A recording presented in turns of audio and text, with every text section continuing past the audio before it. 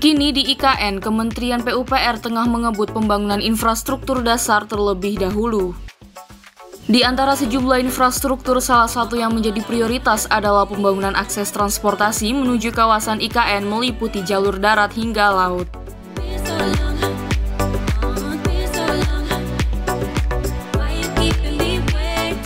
Sejalan dengan pembangunan Ibu Kota Nusantara IKN di Kalimantan Timur yang semakin digencar, tahukah kalian bahwa jalur laut menuju kawasan IKN menyimpan sejumlah keindahan alam?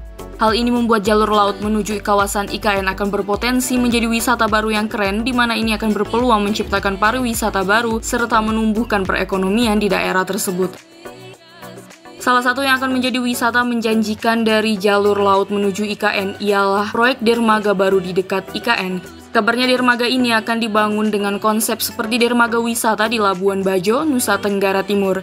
Kementerian PUPR bersama Kementerian Perhubungan atau Kemenhub rencananya akan membangun dermaga baru ini di dekat dermaga Citasabut, dermaga industri milik PT IHM untuk mendukung logistik.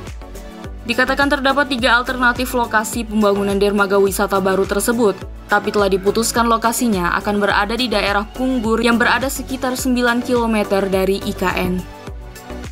Selain konsepnya yang akan mirip dengan yang ada di Labuan Bajo, lokasi yang telah ditentukan tersebut juga memiliki pemandangan laut yang indah.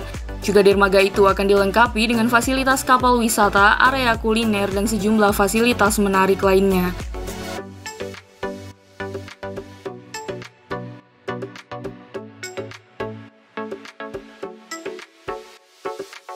Selanjutnya, ada pemandangan indah di kawasan menuju jembatan Pulau Balang.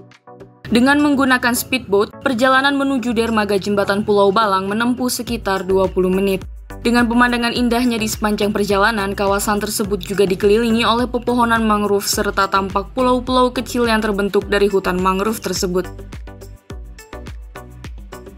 Selain potensi wisatanya dari panorama alamnya yang indah itu, persewaan speedboat hingga wisata kuliner di sana juga menjadi bentuk dari pengembangan ekonomi yang dilakukan oleh masyarakat sekitar. Jadi nantinya saat IKN telah selesai dibangun dan kawasan tersebut menjadi lebih aktif dan ramai, perekonomian masyarakat sekitar pasti akan tumbuh jauh lebih pesat.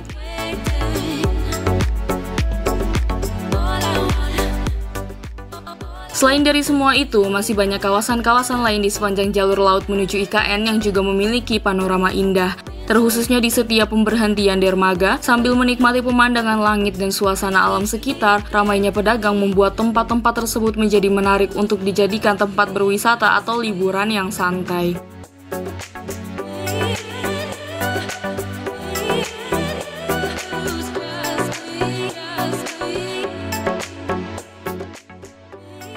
Di samping potensi pariwisata jalur lautnya, tak lupa IKN terus mengejar pembangunannya, terutama untuk target tahap pertamanya yang berlangsung sejak 2020 hingga 2024. Karena pembangunannya, melihat dari besarnya skala dan lamanya jangka waktunya, proyek IKN dikatakan akan menjadi pendongkrak bagi sektor konstruksi, salah satunya pada industri besi dan baja. Ini dilihat dari kebutuhan baja dari pembangunan IKN yang diestimasikan membutuhkan sekitar 9,2 juta ton.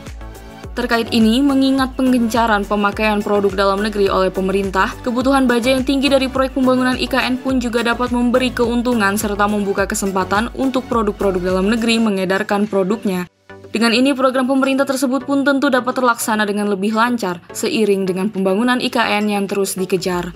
Artinya, pembangunan IKN ini telah menjadi pembuka banyak peluang pada sektor konstruksi. Juga seperti pada bahasan sebelumnya terkait sepanjang jalur laut menuju IKN yang indah, pembangunan IKN ini juga membuka peluang baru kepada sektor pariwisata. Dengan ini, semoga pembangunan IKN dapat sukses terlaksana hingga rampungnya nanti.